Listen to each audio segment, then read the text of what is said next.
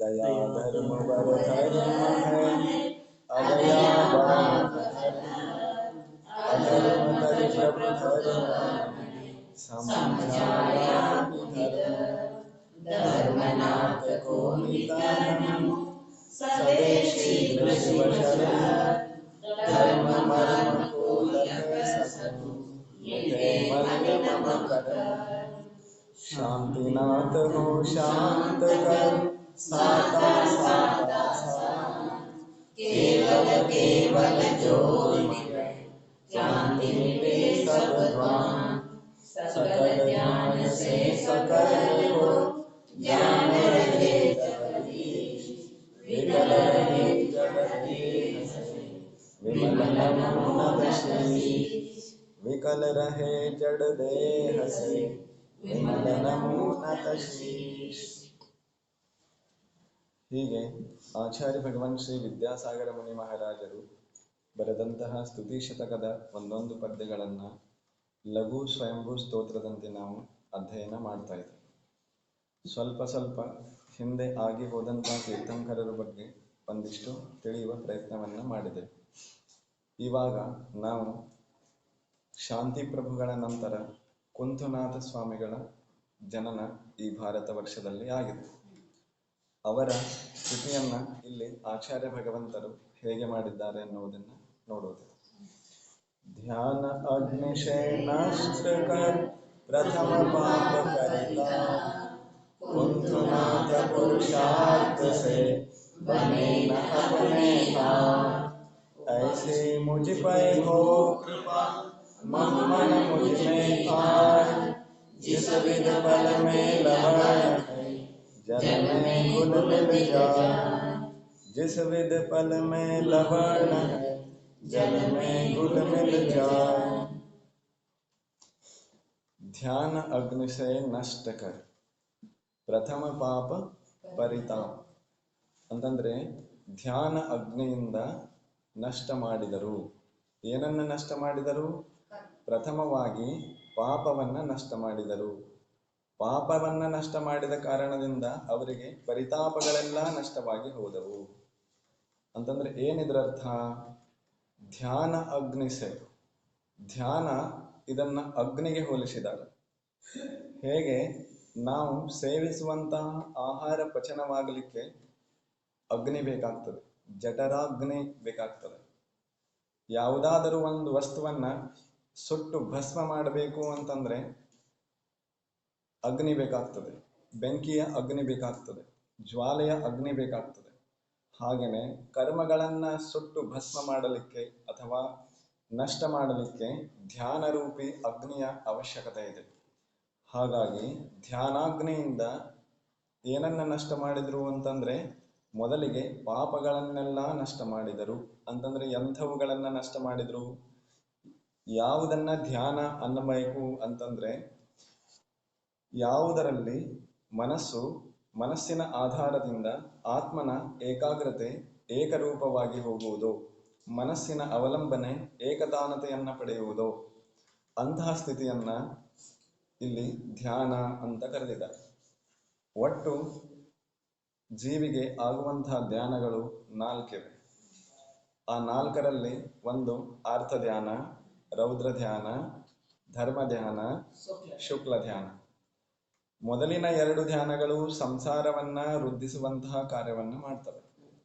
ಕೊನೆಯ 2ಗಳು ಸಂಸಾರವನ್ನ ಪಾರು ಮಾಡುವಂತಹ ಕಾರ್ಯವನ್ನ ಮಾಡ್ತವೆ. ಅಂತಂದ್ರೆ ಮೊದಲಿನ ಧ್ಯಾನಗಳಿಂದ ನಿರಂತರವಾಗಿ ಸಂಸಾರಿ ಜೀವಗಳು ಆರ್ದ್ರ ಪರಿಣಾಮಗಳಿಂದ ರೌದ್ರ ಪರಿಣಾಮಗಳಿಂದ ಕೂಡಿಕೊಂಡಿರ್ತವೆ. ಇಲ್ಲಿ ಕುಂತುನಾಥ ಪ್ರಭುಗಳು ಧ್ಯಾನಾಗ್ನಿಯಿಂದ ಪಾಪಗಳನ್ನ ನಷ್ಟ ಮಾಡಿದ್ರು ಅಂತ ಹೇಳಿದ್ದಾರೆ.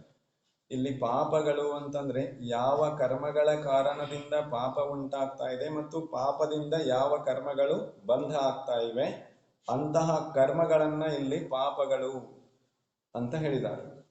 ಯಾವುದು ಅಂತಂದ್ರೆ ಪಾಪರೂಪಿ ಕರ್ಮಗಳು, ಸರ್ವತಾ ಪಾಪರೂಪಿ ಕರ್ಮಗಳು ಯಾವುವು ಅಂತಂದ್ರೆ ಮೊದಲಿಗೆ ಮೋಹನೀಯ ಕರ್ಮ, ಆಮೇಲೆ ಜ್ಞಾನಾವರಣ, ದರ್ಶನಾವರಣ, ಅಂತರಾಯ. ಇವು ಸರ್ವತಾ ಪಾಪರೂಪಿ ಕರ್ಮಗಳಾಗಿವೆ. ಇವುಗಳಲ್ಲಿ ಪುಣ್ಯ ಪ್ರಕೃತಿ ಅನ್ನುವಂಥದ್ದೇನೂ ಇಲ್ಲ. ಸರ್ವದಾ ಪಾಪ ಪ್ರಕೃತಿಗಳೇ ಇವೆ. ಹಾಗಾಗಿ ಇವುಗಳಿಂದ ಜೀವಿಗೆ ಸಂಸಾರದಲ್ಲಿ ತಾಪತ್ರಯಗಳು ಉಂಟಾಗ್ತಾ ಇವೆ. ಅಂದ್ರೆ ಜನ್ಮ, ಮುಪ್ಪು, ಮರಣ, ಇವುಗಳನ್ನ ತಾಪತ್ರಯಗಳು ಅಂತ ಕರೀತಾರೆ. ಈ ಎಲ್ಲವುಗಳು ಉಂಟಾಗುವಂತಹ ಆ ಪಾಪ ಪ್ರಕೃತಿಗಳನ್ನ, ಮೋಹನೀಯ ಕರ್ಮವನ್ನ ನಷ್ಟ ಮಾಡಬೇಕು ಅಂತಂದ್ರೆ ಧ್ಯಾನದ ಅಗ್ನಿ ಅವಶ್ಯಕತೆ ಇದೆ. ಯಾವಾಗ ಮುನಿ ಮಹಾರಾಜರು ಶ್ರೇಣಿ ಆರೋಹಣವನ್ನ ಮಾಡ್ತಾರಲ್ಲ, ಅಲ್ಲಿಂದ ಶುಕ್ಲ ಧ್ಯಾನ ಪ್ರಾರಂಭವಾಗ್ತದೆ. ಅದಕ್ಕಿಂತಲೂ ಪೂರ್ವದಲ್ಲಿ ಯಾವ ಧ್ಯಾನದ ಅವಸ್ಥೆ ಇರ್ತದೆ ಅಂತಂದ್ರೆ ಧರ್ಮ ಧ್ಯಾನದ ಅವಸ್ಥೆ ಇರ್ತದೆ. ಅಂದ್ರೆ ಧರ್ಮ ಧ್ಯಾನ ನಮಗಿಲ್ಲಿ ಮೋಕ್ಷ ಪುರುಷಾರ್ಥದ ಸಿದ್ಧಿಯನ್ನ ತಿಳಿದುಕೊಳ್ಳುವುದಿರುವುದರಿಂದ ಧರ್ಮ ಧ್ಯಾನದ ಬಗ್ಗೆ ಸ್ವಲ್ಪ ತಿಳಿದುಕೊಳ್ಳುವುದು ಅವಶ್ಯಕತೆ ಇದೆ. ಧರ್ಮ ಧ್ಯಾನದಲ್ಲಿ 4 ವಿಧಗಳಿವೆ. ಒಂದು ಆಜ್ಞಾ ವಿಷಯ ಧರ್ಮ ಧ್ಯಾನ, ಎರಡನೇದು ಅಪಾಯ ವಿಷಯ ಧರ್ಮ ಧ್ಯಾನ, ಮೂರನೇದು ವಿಪಾಕ ವಿಷಯ ಧರ್ಮ ಧ್ಯಾನ, ನಾಲ್ಕನೇದು ಸಂಸ್ಥಾನ ವಿಷಯ ಧರ್ಮ ಧ್ಯಾನ.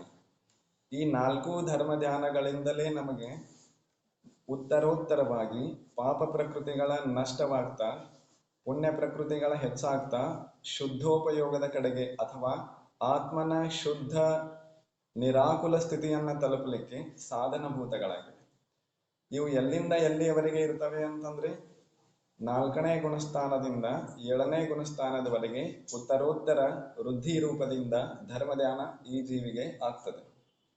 ಅಂತಂದ್ರೆ ಯಾವಾಗ ಜೀವಿಗೆ ಸಮ್ಯಕ್ ದರ್ಶನ ಉಂಟಾಗ್ತದೆಯೋ, ಯಥಾರ್ಥ ದೇವ ಶಾಸ್ತ್ರ ಗುರುಗಳ ಮೇಲೆ ವಿಶ್ವಾಸ ಉಂಟಾಗ್ತದೆಯೋ, ತತ್ವಗಳ ನಿಜವಾದ ಶ್ರದ್ಧಾನ ಅಂದ್ರೆ ನಾನು ಯಾರು, ಪರ ಯಾರು, ನನ್ನ ಸ್ವರೂಪ ಏನಿದೆ, ಪರದ ಸ್ವರೂಪ ಏನಿದೆ, ಇವುಗಳಲ್ಲಿ ಯಾವಾಗ ವಿಶ್ವಾಸ ಉಂಟಾಗ್ತದೆಯೋ, ಅಂತಹ ತಿಳುವಳಿಕೆ ಉಂಟಾಗ್ತದೆಯೋ, ಅಂತಹ ಸ್ಥಿತಿಯನ್ನ ಸಮ್ಯಕ್ ದರ್ಶನ ಅಂತ ಹೇಳಿದ್ದಾರೆ.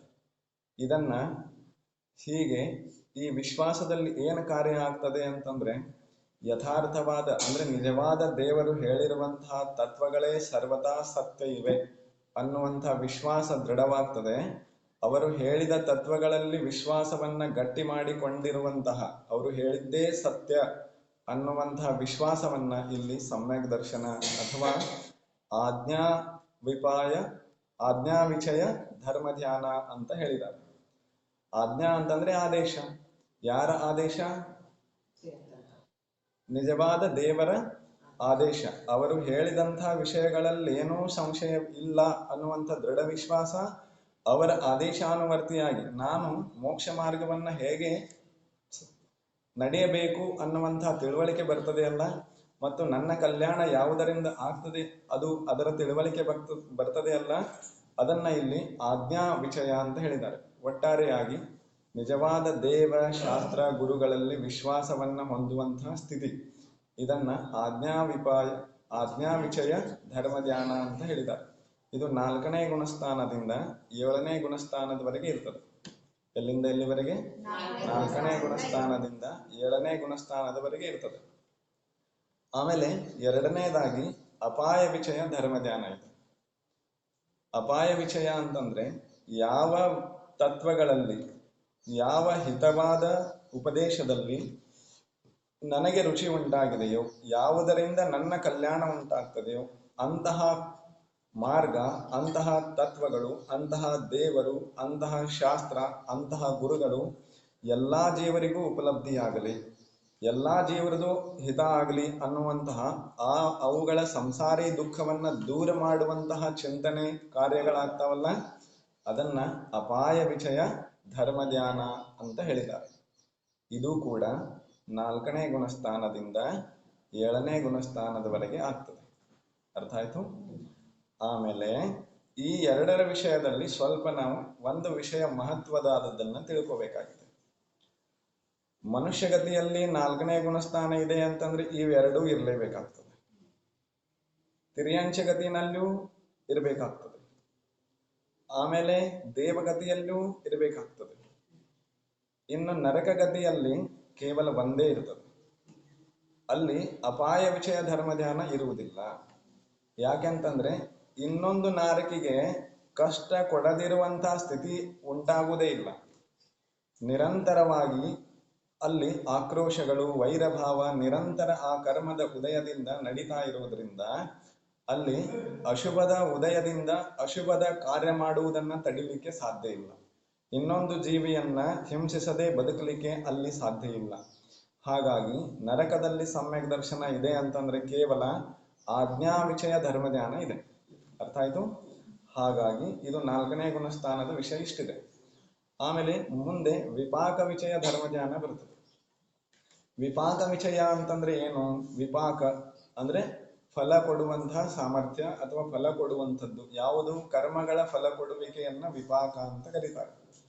ನನಗೆ ಆಗುವಂತಹ ಅಶುಭ ಕರ್ಮಗಳು ಅಥವಾ ಅಶುಭದ ಫಲಗಳು, ಶುಭದ ಫಲಗಳು, ಶುಭ ಘಟನೆಗಳು, ಅಶುಭ ಘಟನೆಗಳೆಲ್ಲವೂ ಕೂಡ ನನ್ನ ಪೂರ್ವೋಪಾರ್ಜಿತ ಕರ್ಮದ ಉದಯದಿಂದಲೇ ಆಗುತ್ತವೆ. ಇದರಲ್ಲಿ ಬೇರೆಯವರದ್ದು ಏನೂ ಇಲ್ಲ. ಒಂದು ವೇಳೆ ನನಗೆ ತೀವ್ರ ವೇದನೆ ಆಗ್ತಾ ಇದೆ ಅಂತಂದ್ರೆ ಅದರಲ್ಲಿ ಇನ್ನೊಬ್ಬರದ್ದು ಏನಿದೆ? ಇಂತಹ ಚಿಂತನೆಗಳ ರೂಪದ ಜೀವನ ಶೈಲಿ ಇದೆಯಲ್ಲ, ಇದು ವಿಪಾಕ ವಿಷಯ ಧರ್ಮ ಧ್ಯಾನ ಅಂತ ಅನಿಸ್ಕೊಳ್ತದೆ. ಅಂದ್ರೆ ಕರ್ಮಗಳ ಸಿದ್ಧಾಂತದ, ಕರ್ಮಗಳ ಫಲ ಕೊಡುವ ಶಕ್ತಿಯ ಮೇಲೆ ವಿಶ್ವಾಸಪೂರ್ವಕ ನಾವು ನಂಬಿಕೊಂಡು ಅದರಂತೆ ಪ್ರವೃತ್ತನಾಗುವುದು, ಇದು ವಿಪಾಕ ವಿಷಯ ಧರ್ಮ ಧ್ಯಾನ ಅಂತ ಹೇಳಿಸಿಕೊಂಡಿದೆ. ಇದು ಪ್ರತಿಮಾಧಾರಿ ಶ್ರಾವಕರಿಂದ ಆರಿಕಾ ಮಾತಾಜಿಯವರಿಗೆ ಸಂಭವಿಸ್ತದೆ. ಅರ್ಥ ಆಯ್ತಾ? ಅಂದ್ರೆ ಇಲ್ಲಿಂದ ಪ್ರಾರಂಭ ಆಗ್ತದೆ, 7ನೇ ಗುಣಸ್ಥಾನದವರೆಗೆ ಇರ್ತದೆ. ಅಂದ್ರೆ 5ರಿಂದ 7ನೇ ಗುಣಸ್ಥಾನದವರೆಗೆ ಈ ಧರ್ಮ ಧ್ಯಾನ ಆಗಲಿಕ್ಕೆ ಸಾಧ್ಯ ಇದೆ. ಆಮೇಲೆ ಧರ್ಮ ಧ್ಯಾನದಲ್ಲಿ ಕೊನೆಯದಾಗಿ ಸಂಸ್ಥಾನ ವಿಷಯ ಧರ್ಮ ಧ್ಯಾನ ಅಂತ ಹೇಳಿದ್ದಾರೆ. ಅದರಲ್ಲೂ 4 ಭೇದ ಇದೆ, ಅದನ್ನು ಸಂಕ್ಷಿಪ್ತವಾಗಿ ನೋಡೋಣ. ಸಂಸ್ಥಾನ ವಿಷಯ, ಸಂಸ್ಥಾನ, ಸ್ಥಾನ ಅಂತಂದ್ರೆ ಸ್ಥಳ ವಿಶೇಷ, ಪ್ರದೇಶ ವಿಶೇಷ. ಸಂಸ್ಥಾನ ಅಂತಂದ್ರೆ ವಿಶೇಷವಾದ ಉತ್ತಮವಾದ ಯಾವ ಸ್ಥಾನದ ರಚನೆ ಇದೆಯೋ ಅದು ಸಂಸ್ಥಾನ.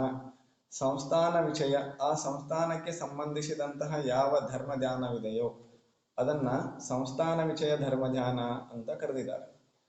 ಅಂದ್ರೆ ಇದರ ಅರ್ಥ ಏನಾಗ್ತದೆ? ಈ ಜೀವಿಗಳು ಈ ಲೋಕದಲ್ಲಿ ಎಲ್ಲಿವೆ, ಹೇಗಿವೆ, ನಾನು ಎಲ್ಲಿದ್ದೇನೆ, ನನ್ನ ಸ್ವರೂಪ ಏನಿದೆ, ಲೋಕದ ರಚನೆ ಹೇಗಿದೆ, ಲೋಕ ಹೇಗೆ ನಡೀತಾ ಇದೆ, ಇದೆಲ್ಲಾ ವಿಷಯಗಳು ಇದರಲ್ಲಿ ಸಮಾವೇಶ ಆಗ್ತವೆ. ಆಮೇಲೆ ಆದಾಗ್ಯೂ ಇದನ್ನ ಧ್ಯಾನದ ರೂಪದಿಂದ ಚಿಂತನೆ ಮಾಡಲಿಕ್ಕೆ 4 ವಿಧಗಳಾಗಿ ವಿಂಗಡಣೆ ಮಾಡಿದ್ದಾರೆ. ಒಂದು ಪದಸ್ಥ ಸಂಸ್ಥಾನ ವಿಷಯ ಧರ್ಮ ಧ್ಯಾನ, ಪಿಂಡಸ್ಥ ಸಂಸ್ಥಾನ ವಿಷಯ ಧರ್ಮ ಧ್ಯಾನ, ರೂಪಸ್ಥ ಸಂಸ್ಥಾನ ವಿಷಯ ಧರ್ಮ ಧ್ಯಾನ, ರೂಪಾತೀತ ಸಂಸ್ಥಾನ ವಿಷಯ ಧರ್ಮ ಧ್ಯಾನ. ಹೀಗೆ 4 ಭಾಗ ಆಗ್ತವೆ. ಅರ್ಥ ಆಗ್ತಾ ಇದೆ? ಇದೆಲ್ಲ 7ನೇ ಗುಣಸ್ಥಾನದಲ್ಲಿ ನಡೆಯುವಂತ ಕ್ರಿಯೆ ಇದೆ. ಅಂದಮೇಲೆ ಈ ಎಲ್ಲವುಗಳು ಕೂಡ ಯಾವ ಯೋಗವನ್ನ ಉಪಯೋಗವನ್ನ ಹೊಂದಿವೆ ಅನ್ನೋದೊಂದು ಪ್ರಶ್ನೆ ಬರ್ತದೆ. ಪದಸ್ಥ, ಪಿಂಡಸ್ಥ, ರೂಪಸ್ಥ ಈ 3 ಕೂಡ ಉತ್ಕೃಷ್ಟ ಶುಭೋಪಯೋಗದ ಆಧಾರದಿಂದ ನಡೆಯುವಂಥದ್ದಾಗಿದೆ. ಮಾತ್ರ ರೂಪಾತೀತ ಧರ್ಮ ಧ್ಯಾನ ಇದೆಲ್ಲ, ಅದು ಶುದ್ಧೋಪಯೋಗದ ಪ್ರಾರಂಭದ ಸ್ಥಿತಿ ಇದೆ. 7ನೇ ಗುಣಸ್ಥಾನದಲ್ಲಿ ಶುದ್ಧೋಪಯೋಗ ಇದೆ ಅಂತಂದ್ರೆ ಅದು ರೂಪಾತೀತ ಧರ್ಮ ಧ್ಯಾನ ಇದೆಯಲ್ಲ, ಅದನ್ನ ಇಲ್ಲಿ ಶುದ್ಧೋಪಯೋಗ ಅಂತ ಹೇಳಿದ್ದಾರೆ. ಅಂದ್ರೆ ಅಲ್ಲಿ ಕೇವಲ ಆತ್ಮತತ್ವದ ಚಿಂತನೆ ನಡೀತದೆ, ಅದೇ ಪ್ರಕಾರ ಅಲ್ಲಿ ಇರುವಿಕೆ ಇರ್ತದೆ. ಇದು 7ನೇ ಗುಣಸ್ಥಾನದ ನಿರ್ವಿಕಲ್ಪ ಅವಸ್ಥೆ ಅನ್ನಿಸಿಕೊಂಡಿದೆ. ಉಳಿದವುಗಳು 7ನೇ ಗುಣಸ್ಥಾನದ ಸವಿಕಲ್ಪ ಅವಸ್ಥೆಯಲ್ಲಿ ಬರ್ತದೆ.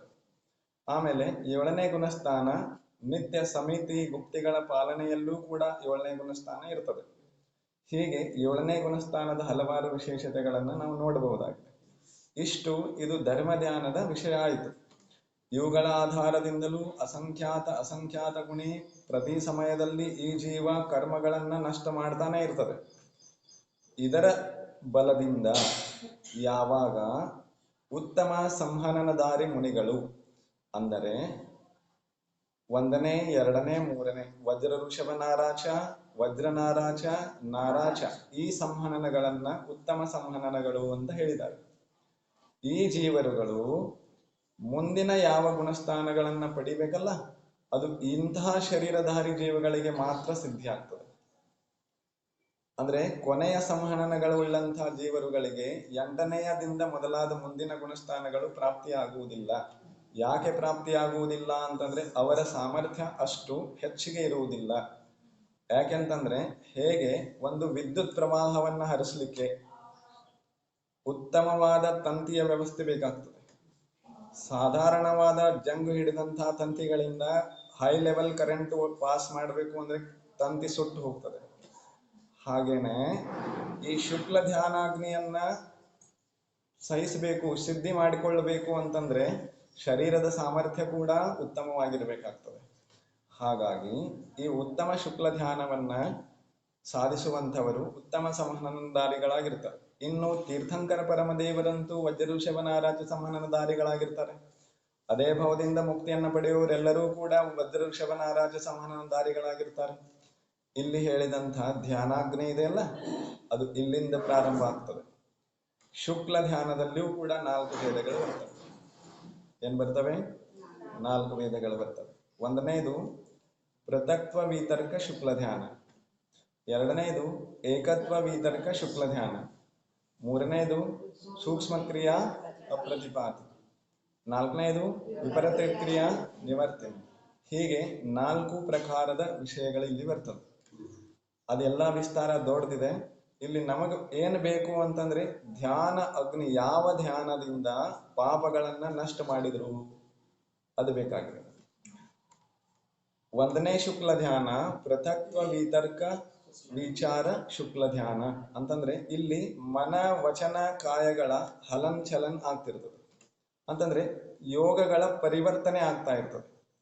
ಒಮ್ಮೆ ಮನದ ಅವಲಂಬನೆ, ಇನ್ನೊಮ್ಮೆ ಕಾಯದ ಅವಲಂಬನೆ, ಇನ್ನೊಮ್ಮೆ ವಚನದ ಅವಲಂಬನೆ, ಇನ್ನೊಮ್ಮೆ 3 ಯೋಗಗಳು ಒಮ್ಮೆನೂ ಆಗಬಹುದು. ಹೀಗೆ ಇಲ್ಲಿ ಕ್ರಿಯೆ ನಡೀತಿರ್ತದೆ. ಎಲ್ಲಿದು? ಒಂದನೇ ಶುಕ್ಲ ಧ್ಯಾನದಲ್ಲಿ. ಅರ್ಥ ಆಯ್ತಾ? ಈ ಧ್ಯಾನ ಒಂದನೇ ಶುಕ್ಲ ಧ್ಯಾನದಲ್ಲಿ 2 ರಸ್ತೆಗಳಾಗ್ತವೆ. ಇದು ಕ್ಷಪಕ ಶ್ರೇಣಿ ಏರುವಂಥವರಿಗೂ ಆಗ್ತದೆ, ಉಪಶಮ ಶ್ರೇಣಿ ಏರುವಂಥವರಿಗೂ ಆಗ್ತದೆ. ಆದ್ರೆ ಯಾರು ಕರ್ಮಗಳನ್ನ ನಷ್ಟ ಮಾಡ್ತಾ ಇದ್ದಾರೋ ಅವರಿಗೆ ಕ್ಷಪಕ ಶ್ರೇಣಿ ಇರ್ತದೆ. ಅಲ್ಲಿ ಈ ಶುಕ್ಲ ಧ್ಯಾನ ಇದನ್ನ ಧ್ಯಾನಾಗ್ನಿ, ಕರ್ಮಗಳು ಸಂಪೂರ್ಣ ಜಡ ಸಹಿತ ನಷ್ಟ ಆಗಬೇಕು ಅಂತಂದ್ರೆ ನಮಗೆ ಶುಕ್ಲ ಧ್ಯಾನ ಬೇಕಾಗ್ತದೆ. ಅಂತಹ ಧ್ಯಾನದ ಅಗ್ನಿಯಿಂದ ಆಮೇಲೆ ಕೇವಲ ಜ್ಞಾನ ಆಗಬೇಕು ಅಂತಂದ್ರೆ ಎರಡನೇ ಶುಕ್ಲ ಧ್ಯಾನ ಬೇಕಾಗ್ತದೆ. ಮೋಹನೀಯ ಕರ್ಮ ನಷ್ಟ ಆಗ್ಲಿಕ್ಕೆ ಒಂದನೇ ಶುಕ್ಲ ಧ್ಯಾನ ಸಾಕು. ಒಂದನೇ ಶುಕ್ಲ ಧ್ಯಾನದಿಂದ ಮೋಹ ಸಂಪೂರ್ಣ ನಷ್ಟ ಆಗ್ತದೆ. 10ನೇ ಗುಣಸ್ಥಾನದಲ್ಲಿ ಸೂಕ್ಷ್ಮ ಲೋಭವು ನಷ್ಟ ಆದ್ಮೇಲೆ ಮುಗಿತು ಒಂದನೇ ಶುಕ್ಲ ಧ್ಯಾನದ ಕೆಲಸ. ಅಲ್ಲಿಂದ ಎರಡನೇ ಶುಕ್ಲ ಧ್ಯಾನ ಪ್ರಾರಂಭ ಆಗಿ ಏನಾಗ್ತದೆ? ಉಳಿದಂತಹ ಜ್ಞಾನಾವರಣ, ದರ್ಶನಾವರಣ, ಅಂತರಾಯ, ಈ 3 ಕರ್ಮಗಳು ಕೂಡ ನಷ್ಟ ಆಗಲಿಕ್ಕೆ ಏಕತ್ವ ವಿತರ್ಕ ಶುಕ್ಲ ಧ್ಯಾನ ಬೇಕಾಗ್ತದೆ. ಈ ಧ್ಯಾನದ ಅಗ್ನಿಯಿಂದ ಕರ್ಮಗಳ ಇಷ್ಟು ವೇಗವಾಗಿ ನಷ್ಟ ಆಗ್ತಾವಲ್ಲ, ಘಾತಿ ಕರ್ಮಗಳು, ಅಂತರ್ ಮುಹೂರ್ತದಲ್ಲಿ ಕೇವಲ ಜ್ಞಾನ ಪ್ರಾಪ್ತಿ ಆಗ್ತದೆ. ಇದನ್ನ ಧ್ಯಾನದ ಅಗ್ನಿ ಅಂತ ಕರೆದಿದ್ದಾರೆ. ಕರ್ಮಗಳು ಸುಟ್ಟು ಹೋಗ್ತವೆ ಅಂತ ಯಾಕೆ ಹೇಳಿದ್ದಾರೆ? ಕರ್ಮಗಳು ಎಲ್ಲೂ ಹೋಗುವುದಿಲ್ಲ. ಪ್ರತಿಯೊಂದು ವಾತಾವರಣದಲ್ಲೂ ಕೂಡ ಕರ್ಮದ ಅಣುಗಳು ಸ್ಥಿತಿ ರೂಪವನ್ನ ಹೊಂದಿರ್ತವೆ. ಎಲ್ಲಾ ಕಡೆ ಇರ್ತವೆ, ಎಲ್ಲೆಂದರಲ್ಲಿರ್ತವೆ. ಅವುಗಳಲ್ಲಿರುವ ರಸಶಕ್ತಿ, ಆತ್ಮನನ್ನ ಹಿಡಿದುಕೊಳ್ಳುವಂತಹ ಯಾವ ಅಯಸ್ಕಾಂತೀಯ ಶಕ್ತಿ ಇದೆಯಲ್ಲ, ಆ ಗುಣ ಅದರಿಂದ ನಷ್ಟ ಆಗಿ ಹೋಗ್ತದೆ. ಅದಕ್ಕಾಗಿನೇ ಅದನ್ನ ಸುಟ್ಟು ಹಾಕುವುದು ಅಂತ ಹೇಳಿದ್ದಾರೆ. ಹೇಗೆ ಒಂದು ಮೊಳಕೆ ಬರುವಂತಹ ಬೀಜವನ್ನ ಸುಟ್ಟು ಬಿಟ್ರೆ ಅದು ಮೊಳಕೆ ಬರ್ತದೇನು? ಹಾಗೇನೆ ಕರ್ಮದ ಅಣುಗಳಲ್ಲಿರುವ ಆ ರಸಪಾಕ ಶಕ್ತಿಯನ್ನ ನಷ್ಟ ಮಾಡಿ ಬಿಡ್ಲಿಕ್ಕೆ ಧ್ಯಾನ ರೂಪಿ ಅಗ್ನಿ ಸಹಾಯಕ ಇದೆ. ಅದಕ್ಕಾಗಿ ಆ ಧ್ಯಾನಗಳನ್ನ ಅಗ್ನಿ ಅಂತ ಕರೆದಿದ್ದಾರೆ. ಯಾಕೆ ಅಂತಂದ್ರೆ ವಾತಾವರಣದ ಎಲ್ಲಾ ಕಡೆನೂ ಕರ್ಮದ ಪರಮಾಣುಗಳಿರುವುದರಿಂದ ಆ ಪರಮಾಣುಗಳು ಆತ್ಮನನ್ನ ನಿರಂತರವಾಗಿ ಬಂಧಿಸ್ತಾ ಇರುವುದರಿಂದ ತನ್ನ ಗುಣಗಳನ್ನ ಪ್ರಾಪ್ತ ಮಾಡಿಕೊಳ್ಳದಿರುವಂತೆ ಪ್ರಯತ್ನದಲ್ಲಿರುವಂತ ಕಾರಣವಿರುವುದರಿಂದ ರಾಗದ್ವೇಷಾದಿಗಳು ಅದರ ರಸಶಕ್ತಿಗಳಾಗಿವೆ. ಅವುಗಳಲ್ಲಿ ಸ್ಪರ್ಶ, ರಸ, ಗಂಧ ಅನ್ನುವಂಥ ವರ್ಣ ಗುಣಗಳಿರುವುದರಿಂದ ಅವುಗಳ ಸಂಯೋಗದಿಂದ ನನ್ನಲ್ಲಿರುವ ರಾಗಾದಿ ಭಾವಗಳ ಕಾರಣ ಅವುಗಳಲ್ಲಿ ಆ ರಸಗುಣಗಳಿರುವುದರಿಂದ ಆ ಪರಮಾಣುಗಳು ಆತ್ಮನ ಕೇವಲ ಜ್ಞಾನಾದಿ ಗುಣಗಳನ್ನ ಹಿಡಿದುಕೊಂಡಿರ್ತವೆ. ಅದಕ್ಕಾಗಿ ಇಂತಹ ಕರ್ಮಗಳನ್ನ ಬಲಿಷ್ಠ ಪಾಪಗಳು ಅಂತ ಹೇಳಿದ್ದಾರೆ. ಈ ಪಾಪಗಳನ್ನ ನಷ್ಟ ಮಾಡಬೇಕು ಅಂತಂದ್ರೆ ಅವರು ಈ ಶುಕ್ಲ ಧ್ಯಾನ ರೂಪಿ ಅಗ್ನಿಯ ಸಹಾಯದಿಂದಲೇ ಈ ಎಲ್ಲಗಳನ್ನ ಜನ್ಮ ಮರಣ ಮುಪ್ಪುಗಳನ್ನ ಗೆದ್ರು ಅಂತ ಹೇಳಿದ್ದಾರೆ. ಅರ್ಥ ಆಯ್ತು. ಆಮೇಲೆ ಕುಂಥುನಾಥ ಪುರುಷಾರ್ಥ ಸೆ ಬನೆ ನ ಅಪನೆ ಆಪ್. ಹೇ ಕುಂತುನಾಥ ಸ್ವಾಮಿಗಳೇ, ನೀವೇನ್ ಮಾಡಿದ್ದೀರಿ ಅಂತಂದ್ರೆ ನಿಮ್ಮ ಸ್ವಯಂ ಪುರುಷಾರ್ಥದಿಂದ, ಸುಮ್ನೆ ನೀವು ಕುಂತುನಾಥರಾಗಿಲ್ಲ, ಸುಮ್ನೆ ನೀವು ಅರಿಹಂತ ಭಗವಾನರಾಗಿಲ್ಲ, ಸುಮ್ನೆ ಯಾವುದೇ ಪುರುಷಾರ್ಥ ಇಲ್ಲದೆ ನೀವು ಸಿದ್ಧ ಪರಮೇಷ್ಠಿಗಳಾಗಿಲ್ಲ. ಬನೆ ನ ಅಪನೆ ಆಪ್, ತನ್ನಿಂದ ತಾನೇ ಆಗಿಲ್ಲ ಪ್ರಭುಗಳೇ, ನೀವು ಅಷ್ಟು ಧ್ಯಾನಾಗ್ನಿ ರೂಪದ ಪುರುಷಾರ್ಥವನ್ನ ಮಾಡಿದ್ದೀರಿ. ಅದಕ್ಕಾಗಿಯೇ ನಿಮ್ಮ ಪಾಪಗಳ ಪರಿತಾಪಗಳೆಲ್ಲ ನಷ್ಟವಾಗಿ ಹೋಗಿವೆ. ಅದಕ್ಕಾಗಿ ನಾನು ನಿಮ್ಮಲ್ಲಿ ಪ್ರಾರ್ಥನೆ ಮಾಡುವುದೇನು ಅಂತಂದ್ರೆ, ಐಸಿ ಮುಜಿಪೈ ಹೋ ಕೃಪಾ ಮಮ್ಮನ ಮುಜಿಮೆ ಆಯ್. ಅಂತಹ ಉತ್ಕೃಷ್ಟ ಶುಕ್ಲ ಧ್ಯಾನ ರೂಪಿ ಅಗ್ನಿಯ ಶಕ್ತಿ ನನ್ನಲ್ಲಿ ಬರಬೇಕು ಅಂದ್ರೆ ನನ್ನ ಮನಸ್ಸು ಕೂಡ ನನ್ನಲ್ಲಿ ಸ್ಥಿರ ಆಗಬೇಕು. ಅದಕ್ಕಾಗಿ ನೀವು ನನಗೇನ್ ಮಾಡಬೇಕು? ಕೃಪೆಯನ್ನುಂಟು ಮಾಡಬೇಕು. ಐಸಿ ಮುಜಿಪೈ ಹೋ ಕೃಪಾ, ನನ್ನ ಮೇಲೆ ನೀವು ದಯೆ ತೋರಿಸಿರಿ, ಕೃಪೆಯನ್ನ ಮಾಡಿರಿ, ನನ್ನ ಮನಸ್ಸು ನನ್ನಲ್ಲಿ ಸ್ಥಿರವಾಗುವಂತೆ ನನಗೆ ಆಶೀರ್ವಚನ ಕೊಡಿರಿ, ಆಶೀರ್ವಾದವನ್ನ ಮಾಡಿರಿ ಅಂತ ಪ್ರಾರ್ಥನೆ ಮಾಡಿದ್ದಾರೆ. ಜಿಸ್ ವಿದ್ ಫಲ ಮೇ ಲವಣ ಹೈ ಜಲ ಮೇ ಗುಲ್ ಮಿಲ್ ಜಾಯ್. ಯಾವ ಕ್ಷಣದಲ್ಲಿ ಒಂದು ವೇಳೆ ಮನಸ್ಸು ಅತ್ತಿತ್ತ ಚಂಚಲ ಆಗ್ತಾ ಇದೆ ಅಂತಂದ್ರೆ ನೀವು ಏನ್ ಮಾಡ್ರಿ, ಯಾವಾಗ ಜಿಸ್ ವಿದ್ ಫಲ ಮೇ ಲವಣ ಹೈ ಅಂದ್ರೆ ನಿಜವಾದ ಸ್ವಾತ್ಮ ಸ್ವಭಾವದಲ್ಲಿ ಒಂದಿಷ್ಟು ಚಂಚಲತೆ ಬರ್ತಾ ಇದೆ ಅಂತಂದ್ರೆ, ಹೇಗೆ ಉಪ್ಪನ್ನ ಕರಗಿಸಬೇಕು ಅಂತಂದ್ರೆ ನೀರು ಬೇಕಾಗ್ತದಲ್ಲ, ಹಾಗೆ ನೀರಿನಲ್ಲಿ ಉಪ್ಪನ್ನ ಹಾಕಿ ಕಲಕಿದಾಗ ಅದು ಏಕಮೇವಾಗಿ ಹೋಗ್ತದೆ ಅಲ್ಲ. ನಾನು ಕೂಡ ಧ್ಯಾನಸ್ಥನಾದಾಗ ನನ್ನ ಮನಸ್ಸು ಅತ್ತಿತ್ತ ಚಂಚಲವಾಗಲಾರದಂತೆ ಅದನ್ನು ನೀರಿನಲ್ಲಿ ಉಪ್ಪನ್ನ ಕರಗಿಸಿದಂತೆ ಕರಗಿಸಿಬಿಡಿರಿ.